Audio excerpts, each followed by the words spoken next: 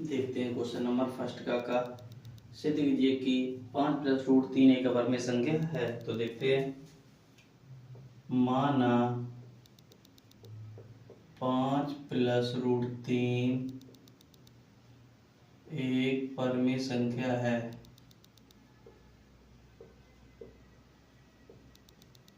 ठीक है, देखो क्या हो जाएगा, 5 प्लस रूट 3 बराबर क्या हो जाएगा, पी बटे क्यू, और Q is not equal to 0। P और क्यू धन पूर्णांक है। ओके, तो यहाँ से देखते हैं तो क्या हो जाएगा, देखो 5 का 75 कर देंगे तो रूट 3 बराबर पी बटे क्यू माइनस 5। तो रूट 3 बराबर पी माइनस 5 क्यू बटे क्यू। ठीक है, आगे देखते हैं,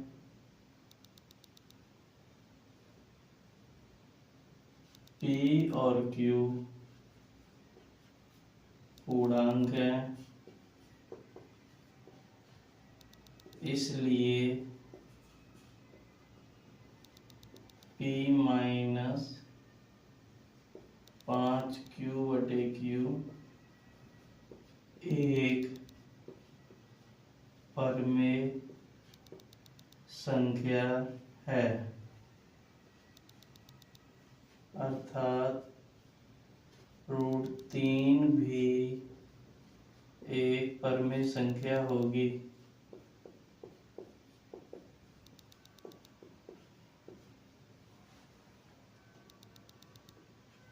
ये है, इस तथ्य का विरोध करता है,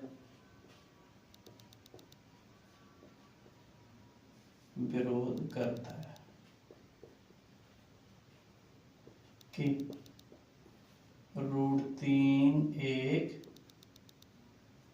अपरमेय संख्या है।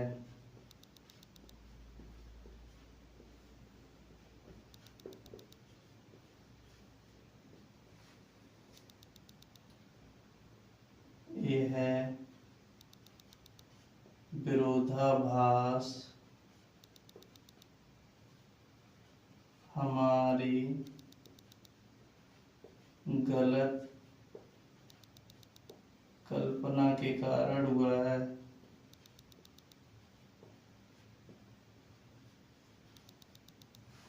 विरोधाभास हमारी गलत कल्पना के कारण हुआ है कि 5 प्लस रूट 3 एक परमेय संख्या है,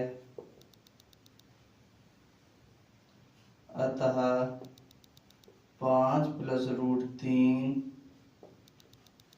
एक परमेय संख्या होगी।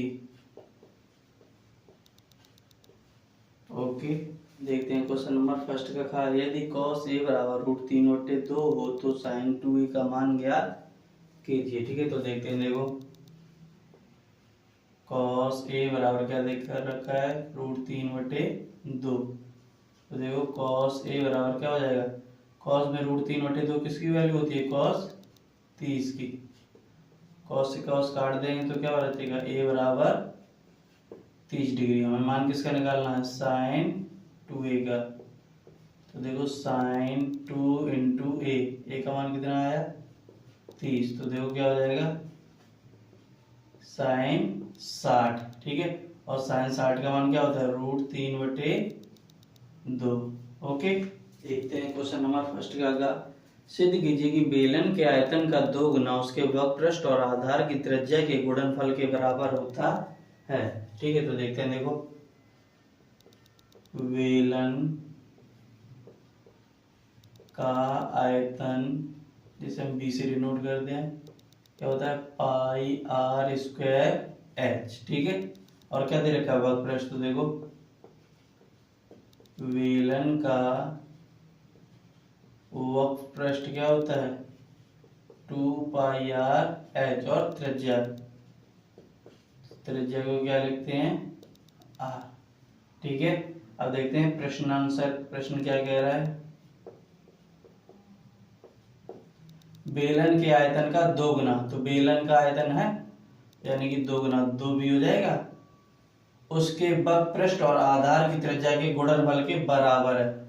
उसके वक्रपृष्ठ और, तो वक्रपृष्ठ कितना दे रखा है 2 पाई आर एच, आधार की त्रिज्या के गुणनफल, तो गुणा करेंगे त्रिज्या का आर हो जाएगा के बराबर है, यानी कि ये एक दूसरे के बराबर है। ठीक है, तो देखते हैं 2 गुणा बी का मान कितना है पाई आर स्क्वायर एच बराबर, इन दोनों का गुणा कर देंगे तो देखो 2 पाई आर का तो आर स्क्वायर एच, इधर कर देंगे तो 2 पाई आर स्क्वायर एच और 2 पाई आर स्क्वायर एच, हमें यही प्रूव करना था। ठीक है, तो लेफ्ट हैंड साइड इक्वल में right hand side. Okay, question number first का था निम्न आंकड़ों से माध्यिका की गणना कीजिए। बारघनताल और बारहमारता दे रखी, तो इसमें हमें किसकी जरूरत पड़ेगी संचयी बारहमारता की, तो वो भी निकालते हैं। तो देखो संचयी बारहमारता देखो कैसे निकालेंगे, जो बारहमारता का पहला पद रहेगा वही संचयी बारहमारता का पहला पद, उसके बाद ऐसे क्रॉस करके जोड़ते जाएंगे। 8 और 2 10, 30 और 10 40, 40 और 15 55, 55 और 5 60। ठीक है, तो टोटल नंबर कितने आ गए एन कितना आ गया 60, अगर इसका आधा कर देंगे तो कितना हो जाएगा 30। ठीक है, तो ये कौन से संचयी बारहमारता बन जा रहा है 40 वाले में। ठीक, लेकिन हमें निकालना क्या माध्यिका, तो माध्यिका का देखो फॉर्मूला क्या होता है, माध्यिका बराबर L प्लस एन बटे 2 माइनस सी एफ बटे एफ गुणा में एच। ठीक, तो देखो L यानी जो संचयी बारहमारता है उसका वर्ग अंतराल का सबसे छोटा वाला नंबर यानी कि 20, क्या हो जाएगा हमारा L। ठीक है, एन बटे 2 हमने ये 30 निकाल लिया। सी एफ जो हमारी संचयी बारहमारता है उसके जस्ट ऊपर वाला पद, ठीक है, यानी संचयी बारहमारता 40 है ना, 40 के जस्ट ऊपर वाला पद कितना हुआ 10, तो ये हमारा क्या हो जाएगा सी एफ। ठीक, एफ देखते हैं यहाँ यानी कि जो हमारी संचयी बारहमारता निकली यानी 40 है, तो इसकी जो बारहमारता दे रखी है यानी कि 30, ये क्या हो जाएगा एफ। ओके, अब बचा क्या एच, एच यानी वर्ग अंतरालों का अंतर, तो अंतर कितना दे रखा है 10 का है। देखो 0 से 10, 10, 10 से 20, 10 का अंतर है, तो बस एच का मान क्या हो जाएगा 10। तो देखिए एल, एल कितना है 20 प्लस एन बटे 2 कितना निकाल लिया 30 माइनस सी एफ कितना है 10 बटे एफ, एफ कितना है 30 गुणा में एच, यानी इनका अंतर कितना है 10 का। ठीक है, तो 20 प्लस 30 से 20 जाएगा कितना हो जाएगा 30 से कट जाएगा 20 हो जाएगा, तो 20 बटे 30 गुणा 10, 0 से 0 काट देंगे 10 का गुणा हो जाएगा, तो क्या हो जाएगा 20 प्लस 10 दूनी 20 बटे 3। तो इसे सॉल्व करेंगे। ठीक है, तो देखो 3 का 20 में गुणा 60, 60 और 20 80 हो जाएगा, 80 बटे 3 भाग दे देंगे, 3 का 8 में भाग जाएगा 2 बार, 3 दूनी 6, 2 बचा 20, तिचक 18, 2 बचा 10 में लगा जाएंगे 20 हो जाएगा, तिचक 18। ठीक है, फिर 10 में लगाइए 20 तिचक 18, यानी कितनी आ जाएगी माध्यिका 26.66। देखते हैं क्वेश्चन नंबर 1 का इंग्य। उस बिंदु के निर्देशांक ज्ञात कीजिए जो बिंदुओं -1, 7 और 4, -3 को मिलाने वाले रेखाखंड को 2:3 के अनुपात में विभाजित करता है। ठीक है, तो देखते हैं इसे। तो यहाँ मान लो ए बिंदु हो गया और ये बी, तो एक निर्देशांक मान लें कितना -1, 7 और बी के हो जाएंगे 4, -3। ठीक है, आगे देखो को मिलाने वाले रेखाखंड को 2:3, तो यहाँ ये थोड़ा छोटा हिस्सा हो जाएगा और ये बड़ा। ठीक है, तो 2:3 इसके निर्देशांक दे नहीं रखे। ठीक है, तो इसे क्या मान लेंगे ए, बी। ओके, तो देखते हैं, देखो जब ए की वैल्यू निकालेंगे तो फॉर्मूला क्या होता है mx2, ठीक है, प्लस nx1 बटे m प्लस n। ठीक है, और जब b की निकलेंगे तो क्या आ जाएगा b बराबर m/2 n n/1 बटे एम प्लस एन, ठीक है। तो देखो एम कितना दे रखा है, ये एम हो जाएगा, ये एन हो जाएगा, ये x1, ये y1, ये x2 और ये y2। ओके, तो देखते हैं एम, एम कितना है 2, तो 2 गुणा x2 कितना दे रखा है 4, प्लस एन, एन कितना दे रखा है 3 गुणा x1 कितना दे रखा है -1 बटे एम प्लस एन यानी 2 + 3। देखो इसे सॉल्व करेंगे कितना आ जाएगा, 4 दूनी 8 -3 एकम 3/5, 8 से 3 घटाएंगे क्या आ जाएगा 5/5, काटेंगे तो कितना आएगा 1। ओके, इधर देखते हैं बी वाले को, एम 2 दे रखा है गुणा y2, y2 कितना दे रखा है -3 प्लस एन, एन कितना है 3 गुणा y1, y1 कितना है 7, एम प्लस एन यानी 2 + 3।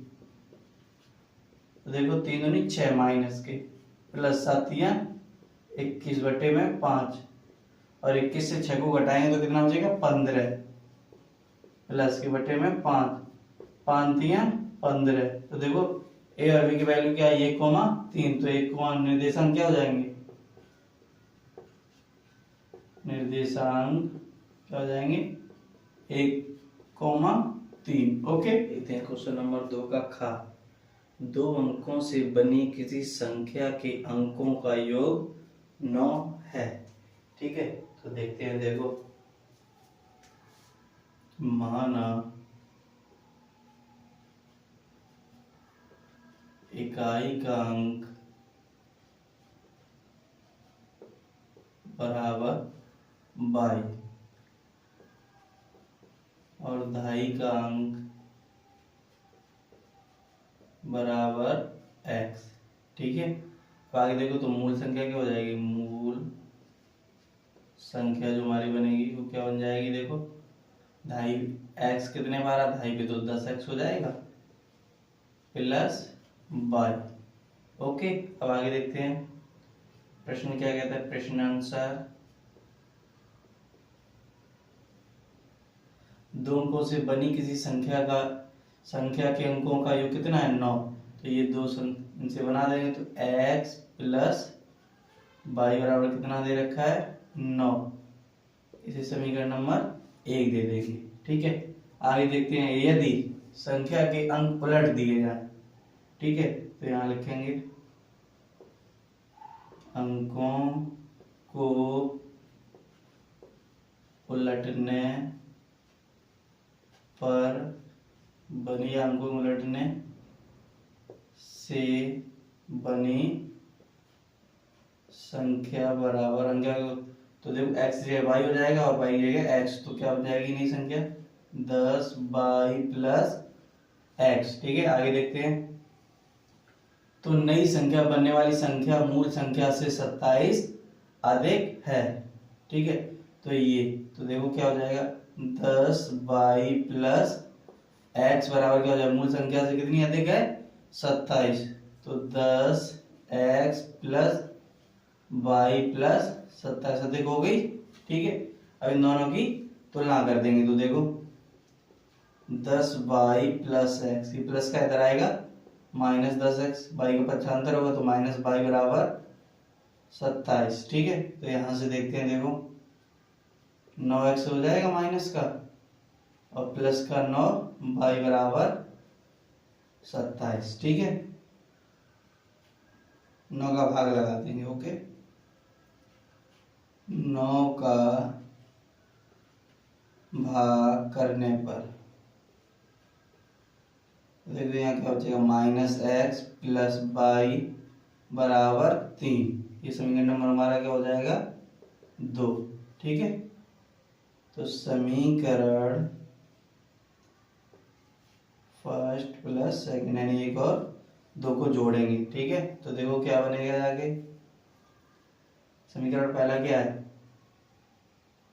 x plus y, x plus y बराबर 9, और दूसरा समीकरण कितना है -x प्लस y बराबर 3, ठीक है। जोड़ेंगे x कैंसिल हो जाएगा, प्लस का क्या बचेगा 2y, 9 और 3 12, 2 से 12 काट देंगे 6, तो y बराबर कितना आ गया 6।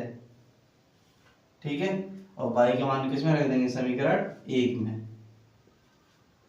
y का मान समीकरण 1 में रखने पर,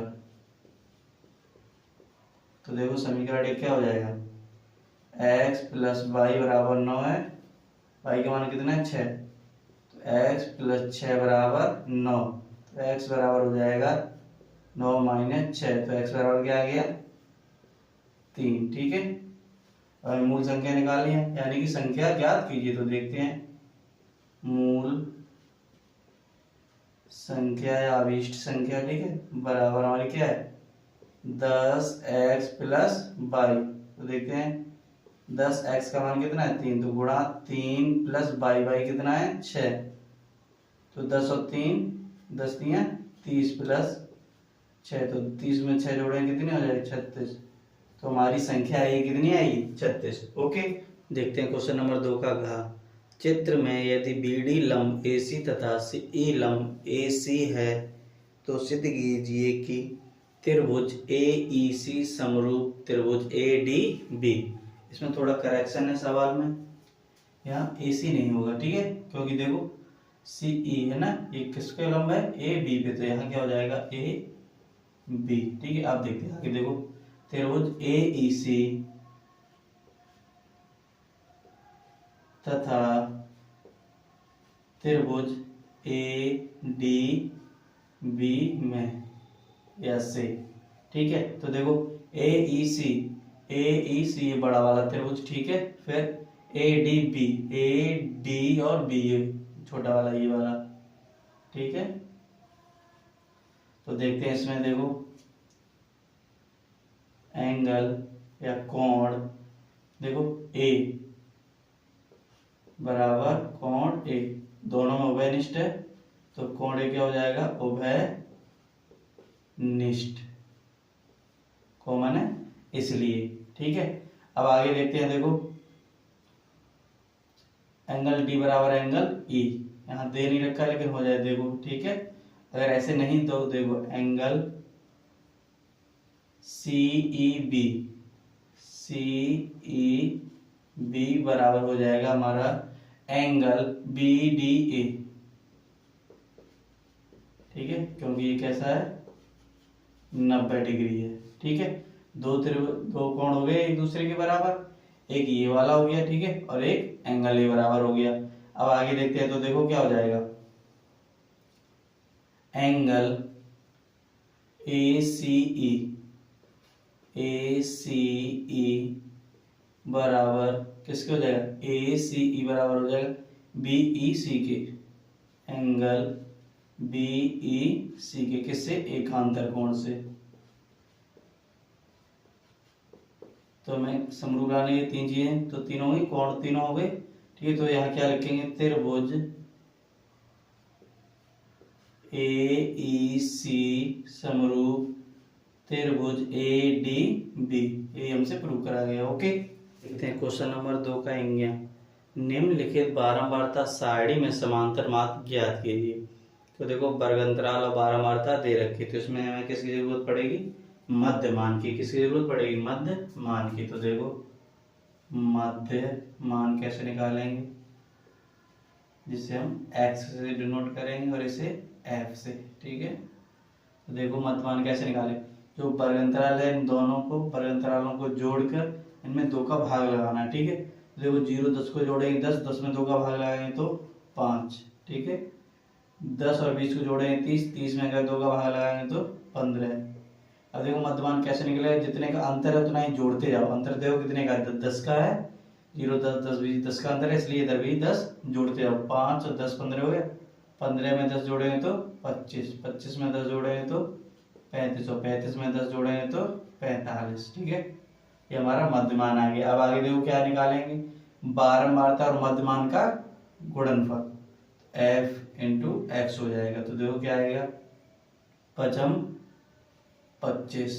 ठीक है, 12 का 15 दूनी 30, 3 हो जाएगा, 15 का 15 और 3 18, 25 25 का कितना होता है स्क्वायर, 600 25, ठीक है। 35 का 10 में करेंगे तो 350, 45 का 8 में कर दो तो 8 5 40, 4 हो गया, 8 चौक 32 और 4 36, ठीक है।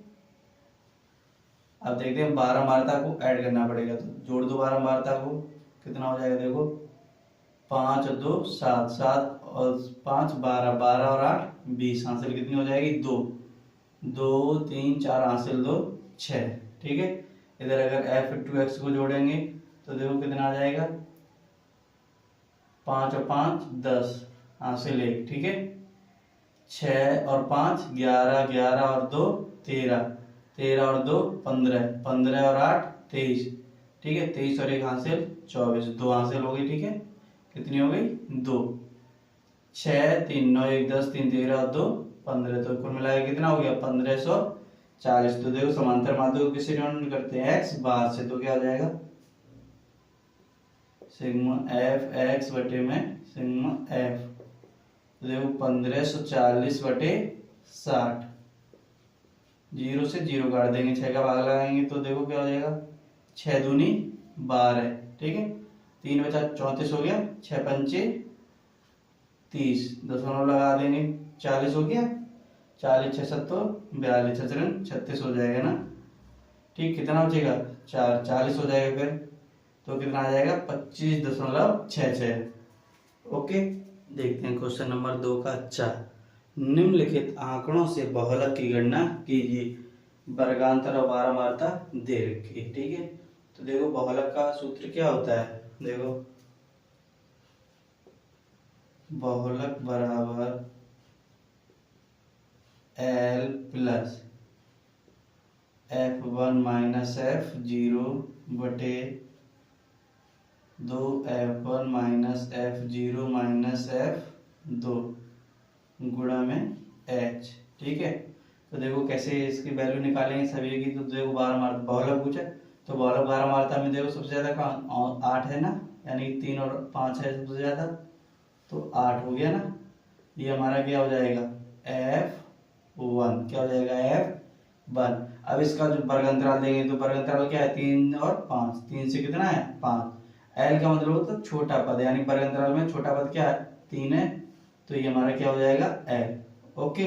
अब क्या बचा F0 F2 और H, तो देखो जो हमारा F1 है उसके जस्ट ऊपर वाला जो पद होगा ये, तो ये हमारा क्या हो जाएगा F0, ठीक है। और F1 के जो जस्ट नीचे वो क्या हो जाएगा F2, ठीक। अब H बचा, तो H का मान देखो क्या होता है, जो वर्ग अंतराल दे रखा है इनका अंतर, तो अंतर कितना है 2 का है, ठीक है। तो H बराबर कितना हो जाएगा 2, ओके। बस सम्मान रखना में L कितना दे रखा है 3, तो 3 प्लस, ठीक है। F1 देखते हैं कितना है 8, तो 8 माइनस F0 कितना है 7 बटे 2 गुणा F1 8 है माइनस F0 7 है माइनस F2 2 दे रखा है, ठीक है, गुणा में H कितना है 2, ओके।